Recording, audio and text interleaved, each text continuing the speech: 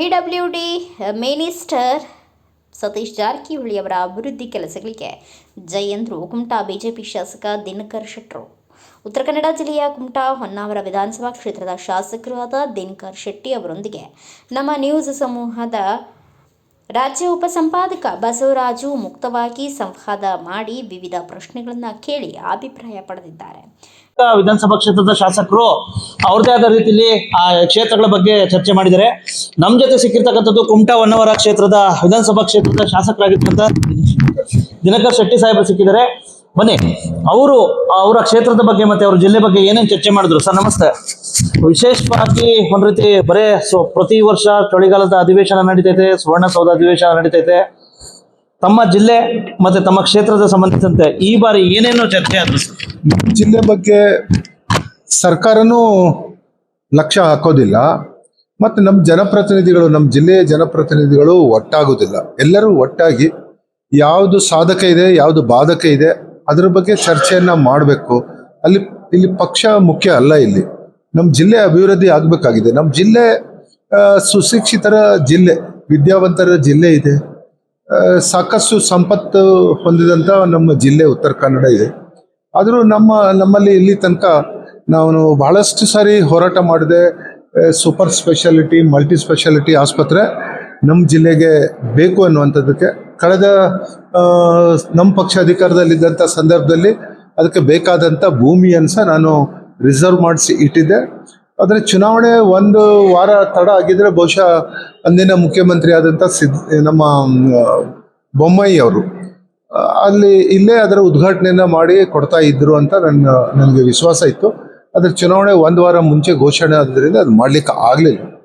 ಸಾಕಷ್ಟು ಸಮಸ್ಯೆಗಳು ನಮ್ಮ ಜಿಲ್ಲೆಯಲ್ಲಿ ಇವತ್ತು ಸೂಪರ್ ಸ್ಪೆಷಾಲಿಟಿ ಆಸ್ಪತ್ರೆ ಹೇಳಿದೆ.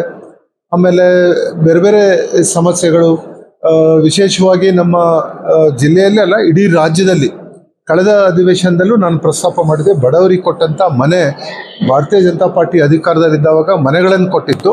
ಆದರೆ ಅದಕ್ಕೆ 2 ರಿಂದ 3 ಕಂತು ಮಾತ್ರ ಇಲ್ಲಿ ತನಕ ರಿಲೀಸ್ ಆಯಿತು. 2ನೇ ಕಂತು ಸಹ ರಿಲೀಸ್ ಆಗಲಿಲ್ಲಾಗಿತ್ತು. ಈಗ 2.5-3 ವರ್ಷದಿಂದ ಮನೆ ಮಾಡಿಕೊಂಡವರಿಗೆ ಈ ರೀತಿ ಕಷ್ಟ ಕೊಟ್ಟರೆ ಬಹುಶಃ ಯಾವುದೇ ಆಡಳಿತ ಮಾಡುವಂಥ ಪಕ್ಷ ಇರಲಿ, ಅವರಿಗೆ ಬಡವರ ಶಾಪ ತಟ್ಟದೆ ಹೋಗುವುದಿಲ್ಲ ಅಂತ ನನಗೆ ಅನಿಸ್ತಾ ಇದೆ. ತಕ್ಷಣ ರಿಲೀಸ್ ಮಾಡಬೇಕು. ಇದ್ರ ಬಗ್ಗೆ ನಾನು ಕಳೆದ ಅಧಿವೇಶನದಲ್ಲೂ ನಾನು ಪ್ರಸ್ತಾಪ ಮಾಡಿದ್ದೆ. ಮನೆಗಳಿಗೆ ಹಣ ಮಂಜೂರಿ ಮಾಡಬೇಕು ಅನ್ನುವಂಥದ್ದನ್ನು. ಹೀಗೆ ಬೇರೆ ಬೇರೆ ಸಮಸ್ಯೆಗಳು ನಮ್ಮ ಜಿಲ್ಲೆಯಲ್ಲಿ ಸಾಕಷ್ಟು ಇದ್ದಾವೆ. ಯಾವುದೂ ಅಭಿವೃದ್ಧಿ ಆಗ್ತಾ ಇಲ್ಲ. ಈಗಂತೂ ಈ ಸರ್ಕಾರ ನಮ್ಮ ಕುಮಟಾ ಮತ್ತು ಹೊನ್ನಾವರದಲ್ಲಿ 2 ಮುನ್ಸಿಪಾಲ್ಟಿ ಬರ್ತದೆ. ಆ 2 ಮುನ್ಸಿಪಾಲ್ಟಿಗೆ ಕಳೆದ 2.25 ವರ್ಷದಿಂದ ₹1 ಮಂಜೂರಿ ಮಾಡಿಲ್ಲ. ಎಷ್ಟು ಕಷ್ಟ ಆಗ್ಬೋದು ಅನ್ನುವಂಥದ್ದನ್ನು ತಾವು ತಿಳ್ಕೊಳ್ಬೇಕು ಅನ್ನುವಂಥದ್ದು. ಹೀಗೆ ಇವತ್ತು ಲೋಕೋಪಯೋಗಿ ಇಲಾಖೆಯ ಸಚಿವರು ಸ್ವಲ್ಪ ಮಟ್ಟಿಗೆ ನಮ್ಮ ರಸ್ತೆ ಬಗ್ಗೆ ಕೊಡ್ತಾ ಇದ್ದಾರೆ ಬಿಟ್ಟರೆ ಬೇರೆ ಯಾವ ಇಲಾಖೆಯವರು ನಮ್ಮ ಜಿಲ್ಲೆಗೆ ಹಣ ಕೊಡ್ತಾನೆ ಇಲ್ಲ ಅನ್ನುವಂಥದ್ದನ್ನು. ಮತ್ತು ಉತ್ತರ ಕರ್ನಾಟಕ ಮತ್ತು ಕಿತ್ತೂರು ಕರ್ನಾಟಕದ ಬಗ್ಗೆ ನಾನು ಅಧಿವೇಶನದಲ್ಲಿ ನಮ್ಮ ಜಿಲ್ಲೆ ಯಾವುದ್ರಲ್ಲಿ ಬರ್ತದೆ, ಉತ್ತರ ಕರ್ನಾಟಕದಲ್ಲೂ ಇಲ್ಲ, ಕಿತ್ತೂರು ಕರ್ನಾಟಕದಲ್ಲೂ ನಮ್ಮ ಜಿಲ್ಲೆಯನ್ನು ಸೇರ್ಪಡಿಸಿಲ್ಲ. ಹೀಗಾಗಿ ಆ 2ರಲ್ಲೂ ನಮಗೆ ಅನುದಾನಗಳು ಬರಲಿಕ್ಕೆ ಕಷ್ಟ ಇದೆ ಅನ್ನುವಂಥದ್ದನ್ನು. ಹೀಗೆ ಒಟ್ಟಾರೆಯಾಗಿ ನಮ್ಮ ಎಲ್ಲ ಶಾಸಕ ಮಿತ್ರರು ಒಟ್ಟಾಗಿ ಮುಖ್ಯಮಂತ್ರಿಗಳ ಜೊತೆ ಚರ್ಚೆಯನ್ನು ಮಾಡಿ ನಮ್ಮ ಜಿಲ್ಲೆಯ ಸಮಸ್ಯೆಗಳನ್ನು ಬಗೆಹರಿಸಲಿಕ್ಕೆ ಪ್ರಾಮಾಣಿಕ ಪ್ರಯತ್ನ ಮಾಡಬೇಕು ಅನ್ನುವಂಥ. ಅದರ ಜೊತೆಗೆ ಪಂಪ್ ಸ್ಟೋರೇಜ್ ಬಗ್ಗೆ ನಾನು ಪ್ರಾರಂಭದಿಂದ ಸಭೆಗಳಲ್ಲಿ ಭಾಗವಹಿಸಿದ್ದೆ. ಆಮೇಲೆ ಜಿಲ್ಲಾಧಿಕಾರಿಗಳು ಗೇರ್ಸೊಪ್ಪದಲ್ಲಿ ಬಂದಾಗಲೂ ನಾನು ಭಾಗವಹಿಸಿದ್ದೆ. ಅದಕ್ಕಿಂತ ಪೂರ್ವದಲ್ಲಿ ಹೊನ್ನಾವರ ತಹಶೀಲ್ದಾರ್ ಕಚೇರಿಯಲ್ಲಿ ಅಲ್ಲೂ ಸಹ ನಮ್ಮ ಇವರು ಯಾರು AC ಅಸಿಸ್ಟೆಂಟ್ ಕಮಿಷನರ್ ಅವರು ಕರೆದಂಥ ಸಭೆಯಲ್ಲಿ ನಾನು ಹೋಗಿ ಅದನ್ನು ನಿಲ್ಲಿಸುವಂಥ ಪ್ರಯತ್ನ. ಯಾವುದೇ ಸಂದರ್ಭದಲ್ಲಿ ನಮಗೆ ಇದು ಅವಶ್ಯಕತೆ ಇಲ್ಲ, ಇದರಿಂದ ಹಾನಿ ಆಗ್ತದೆ ಬಿಟ್ಟರೆ ಲಾಭ ಆಗೋದಿಲ್ಲ ಅನ್ನುವಂಥದ್ದನ್ನು ನಾನು ಹೇಳಿದ್ದೆ. 2 ಸಾರಿ ಅಧಿವೇಶನದಲ್ಲಿ ಮಾತಾಡಿದ್ದೇನೆ. ಅದಕ್ಕಿಂತ ಹೆಚ್ಚಿಗೆ ಅಧಿವೇಶನನೇ ಬಹಳ ಮುಖ್ಯ. ಅಧಿವೇಶನದಲ್ಲಿ ಪ್ರಸ್ತಾಪ ಮಾಡೋದು ಬಹಳ ದೊಡ್ಡ ಶಕ್ತಿ. ಅದು ಅಂಥದನ್ನು ಎಲ್ಲವನ್ನ ಭೇದಿಸಿ ಮಂತ್ರಿಗಳ ವಿರುದ್ಧವಾಗಿ ನಾನು ಮಾತಾಡಿಕೊಂಡು ಯಾವುದೇ ಪರಿಸ್ಥಿತಿಯಲ್ಲಿ ನಮ್ಮ ಜಿಲ್ಲೆಗೆ ಈ ಯೋಜನೆ ಬೇಡ ಅನ್ನುವಂಥದ್ದನ್ನು ಹೇಳಿದ್ದೇನೆ. ನಮ್ಮ ಜಿಲ್ಲೆಯಿಂದ ಇದನ್ನು ದೂರ ಮಾಡಿ ಅನ್ನುವಂಥದ್ದನ್ನು ನಾನು ಈಗಾಗಲೇ ಸಾಕಷ್ಟು ಸರಿ ಆಗ್ರಹವನ್ನು ಮಾಡಿದ್ದೇನೆ, ಮುಂದೂ ಸಹ ಆಗ್ರಹ ಮಾಡ್ತೇನೆ ಅನ್ನುವಂಥದ್ದನ್ನು ಹೇಳಲಿಕ್ಕೆ ಬಯಸ್ತಾ ಇದ್ದೀನಿ. ಸರ್, ಈಗ ವಿಶೇಷವಾಗಿ ಒಂದ್ ಕಡೆ ಉತ್ತರ ಕನ್ನಡ ಜಿಲ್ಲಾ ಸಮಗ್ರ ಅಭಿವೃದ್ಧಿ ದೃಷ್ಟಿಯಿಂದ ಎಲ್ಲ ಒಂದ್ ಕಡೆ 2 ಜಿಲ್ಲೆ ಆಗಬೇಕು, ಪ್ರತ್ಯೇಕ ಆಗಬೇಕು ಶಿರ್ಸಿ ಅಂತಕ್ಕಂಥದ್ದು ಒಂದು ಕೂಗಿದೆ. ಹಾಗಾಗಿ ತಮ್ಮ ಒಂದು ಪೂರಕ ಅಭಿಮತ ಏನು ಸರ್? ಒಂದು ಹಂತದಲ್ಲಿ ನೋಡಿದ್ರೆ 2 ಜಿಲ್ಲೆ ಆಗಬೇಕು, ಇಲ್ಲದೆ ಇದ್ರೆ ಕುಮಟಾ ಮಧ್ಯವರ್ತಿ ಸ್ಥಳ ಇದೆ, ಅಲ್ಲಿ ಜಿಲ್ಲಾಧಿಕಾರಿಗಳ ಕಚೇರಿ ಬಂದ್ರೆ ಎಲ್ಲರಿಗೂ ಅನುಕೂಲ ಆಗ್ತದೆ. ಕುಮಟಾ ಪ್ರತ್ಯೇಕ ಜಿಲ್ಲೆ ಆಗಬೇಕು? ಇಲ್ಲ, ಕುಮಟಾದಲ್ಲಿ ಜಿಲ್ಲಾಧಿಕಾರಿಗಳ ಕಚೇರಿ ಇಡೀ ಜಿಲ್ಲೆಗೆ ಕುಮಟಾ ಮಧ್ಯವರ್ತಿ ಸ್ಥಳ ಆಗ್ತದೆ. ಜಿಲ್ಲಾಧಿಕಾರಿಗಳಿಗೂ ಕೆಲಸ ಮಾಡ್ಲಿಕ್ಕೆ ಆಗ್ತದೆ. ಇಲ್ಲ ಅಂತ ಹೇಳಿದ್ರೆ ಸಿದ್ದಾಪುರದವರು ಕಾರವಾರಕ್ಕೆ ಬರೋದು, ಜೊಯ್ಡಾದವರು ಕಾರವಾರಕ್ಕೆ ಬರೋದು ಬಹಳ ಕಷ್ಟ ಆಗ್ತದೆ. ಸಿದ್ದಾಪುರದವರು ಕುಮಟಾದಲ್ಲಿ ಮಾಡಿದ್ರು ಹತ್ರ, ಸಿರ್ಸಿ ಅವರಿಗೂ ಕುಮಟಾ ಮಾಡಿದ್ರೆ ಹತ್ರ ಆಗ್ತದೆ, ಭಟ್ಕಳದವರಿಗೂ ಕುಮಟಾ ಹತ್ರನೇ ಆಗ್ತದೆ. ಇಲ್ಲ ಅಂತ ಹೇಳಿದ್ರೆ ಭಟ್ಕಳದವರು ಕಾರವಾರಕ್ಕೆ ಹೋಗೋದು ಬಹಳ ಸಮಸ್ಯೆ ಆಗ್ತದೆ. ಮಧ್ಯವರ್ತಿ ಸ್ಥಳ ಕುಮಟಾ ಇದೆ, ಕುಮಟಾದಲ್ಲಿ ಮಾಡ್ಬೇಕು ಅನ್ನೋಂಥದ್ದು ನನ್ನೊಂದು ಆಗ್ರಹ ಇದೆ. ಮೊನ್ನೆ ತಾನೇ ಸಾಕಷ್ಟು ನಿಮ್ಮ ಜಿಲ್ಲೆಯ ನಿಮ್ಮ ಕ್ಷೇತ್ರದಾಗಿದ್ದಂಥ ಸಾಕಷ್ಟು ಜನ JDS ಸೇರಿದಂತೆ ಭಟ್ಕಳ ಸೇರಿದಂತೆ ಹಲವಾರು ಮುಖಂಡರು ಶರಾವತಿ ಪಂಪ್ ಸ್ಟೋರೇಜ್ ಬೇಡ, ಮಲ್ಟಿ ಸ್ಪೆಷಾಲಿಟಿ ಹಾಸ್ಪಿಟ್ಲು ಆಗಲೇಬೇಕು, ವಿವಿಧ ಬೇಡಿಕೆಗಳಿಗೆ ಇದು ಮಾಡಿದ್ದಾರೆ ಸರ್. ವಿಶೇಷವಾಗಿ ಅವ್ರ ಕೆಲಸ ಮಾಡಲಿ, ನನ್ನ ಕೆಲಸ ನಾನು ಮಾಡಿದ್ದೇನೆ, ಜನ ನನಗೆ ಆಯ್ಕೆ ಮಾಡಿದ್ದಾರೆ. ಎಲ್ಲಿ ಮಾತಾಡ್ಬೇಕಲ್ಲ, ನಾನು ಬೀದಿಯಲ್ಲಿ ಹಾದಿಯಲ್ಲಿ ನನಗೆ ಮಾತಾಡಿದ್ರೆ ಜನ ನನ್ನನ್ನು ಒಪ್ಪುದಿಲ್ಲ. ನನಗೆ ಅವರು ಆಯ್ಕೆ ಮಾಡಿ ಕಳಿಸಿದ್ದಾರೆ. ಇಲ್ಲಿ ಮಾತಾಡ್ಬೇಕಾದ್ರೆ ವಿಧಾನಸಭೆಯಲ್ಲಿ ಮಾತಾಡಿ ಅದಕ್ಕೆ ವಿರೋಧವನ್ನ ವ್ಯಕ್ತಪಡಿಸುವಂತ ಕೆಲಸ ಮಾಡಿದ್ದೇನೆ ಬಿಟ್ರೆ ಅಡಿಕೊಂಡು ಕೂತ್ಕೊಳ್ಳುವಂತ ಕೆಲಸ ನಾನು ಮಾಡಿಲ್ಲ, ನಾನು ಮಾಡೋದು ಇಲ್ಲ. ಇದು ಈಗ ನಿಮ್ಮ ವ್ಯಾಪ್ತಿಗೆ ಬರುತ್ತಲ್ಲ ಸರ್, ಶರಾವತಿ ಪಂಪ್ ಸ್ಟೋರೇಜ್ ಬೌಂಡ್ರಿಯಲ್ಲಿ ಇದೆ.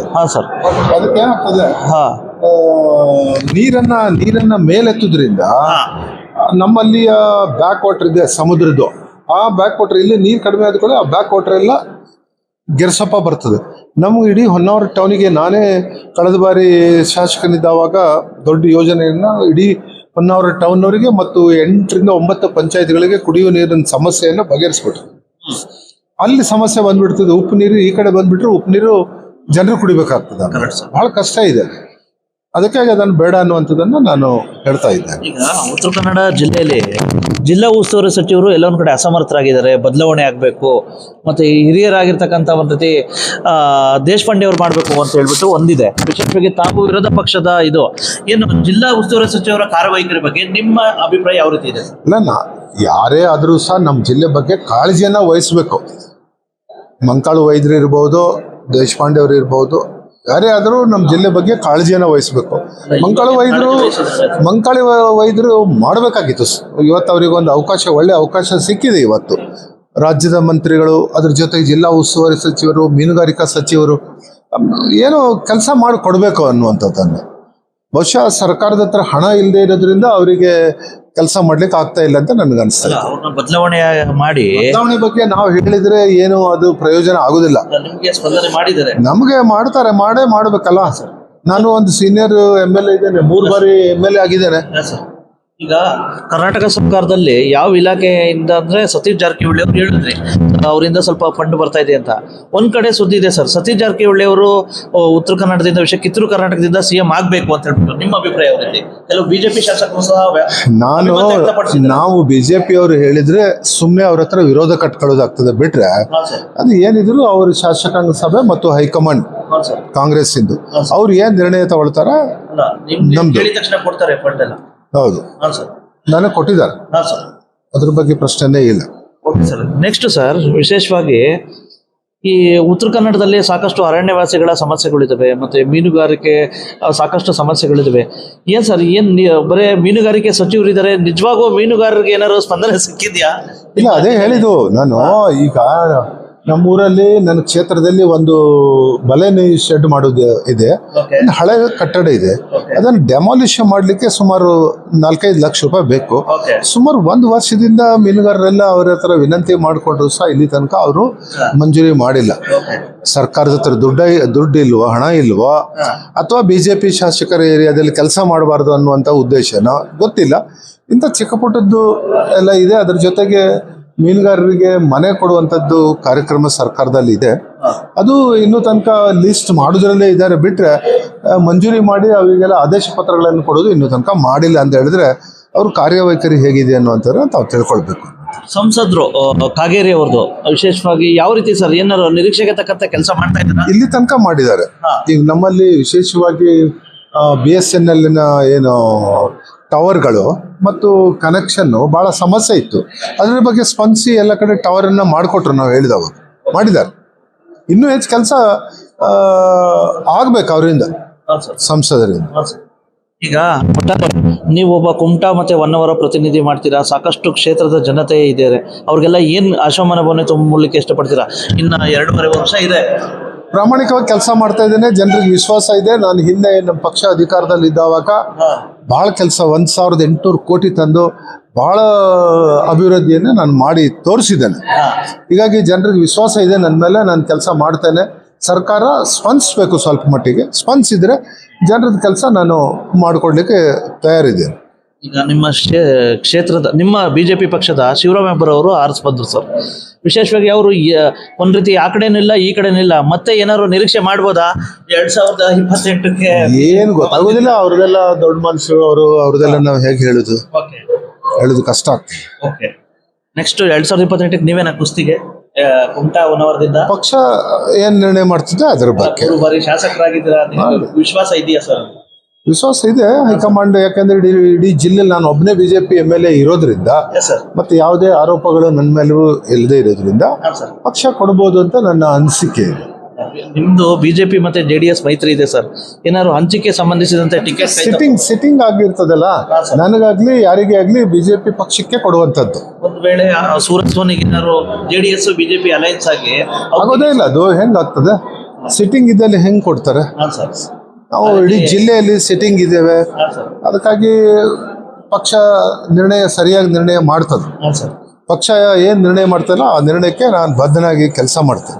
ರಾಜ್ಯದಲ್ಲಿ ಏನಿದೆ ಗೊತ್ತಾ ಸರ್, BJP ಒಂದ್ ರೀತಿ JDS ಮೈತ್ರಿ ಆಗಿದೆ, ಆದ್ರೆ ನಿಮ್ಮಲ್ಲಿ ಎಲ್ಲ ಒಂದ್ ಕಡೆ BJP JDS ಅವರೇ ಒಂದ್ ರೀತಿ ಬದ್ಧ ವೈರಿಗಳು ಸರ್. ಯಾವ ರೀತಿ ಇದೆ ಸರ್ ನಿಮ್ಮ ಮತ್ತೆ JDS ಮುಖಂಡರ ನಡುವೆ ಸಂಬಂಧ ಅಂತ ಹೇಳಿದ್ರೆ, ಅವರು ತಾನೇ ಬುದ್ಧಿವಂತ ಅನ್ನುವಂಥದ್ದಕ್ಕಾಗಿ ಅವರು ಪ್ರಯತ್ನ ಮಾಡ್ತಾ ಇದ್ದಾರೆ. ಬಿಟ್ರೆ ಕೆಲಸಗಳನ್ನು ಮಾಡಿದ್ದು, ಅಭಿವೃದ್ಧಿ ಮಾಡಿದ್ದು ಅವರು ತೋರಿಸ್ಬೇಕು. ಏನಾದ್ರು ಮಾಡಿದ್ರೆ ಅಭಿವೃದ್ಧಿನೇ ಮಾಡದೆ ತಾನೇ ಮುಖಂಡ ಅನ್ನುವಂಥದ್ದನ್ನ ನಾವು ಅದನ್ನು ಒಪ್ಪುದಿಲ್ಲ. ಮತ್ತು ನಾವು ಬೇರೆಯವರಿಗೆ ಯಾವಾಗಲೂ ತೊಂದರೆ ಕೊಡ್ಲಿಕ್ಕೆ ಹೋಗುದಿಲ್ಲ. ಒಟ್ಟಾರೆ ನಿಮ್ಮ ಕ್ಷೇತ್ರದ ಅಭಿವೃದ್ಧಿಗೆ ಬದ್ಧರಾಗಿದ್ದೀರಿ. Sure. Bureau report Basavaraju, Bharat Vaibhav news, Kumta. Thanks for watching. Read, discuss and debate with editor Dr. Yan Prashant Rao. Wanted reporters in print, digital and visual media for Bharat Vaibhav Daily Newspaper, BV News 5 Channel and BV Fast Web News from all the talukas of Karnataka, Goa and Maharashtra.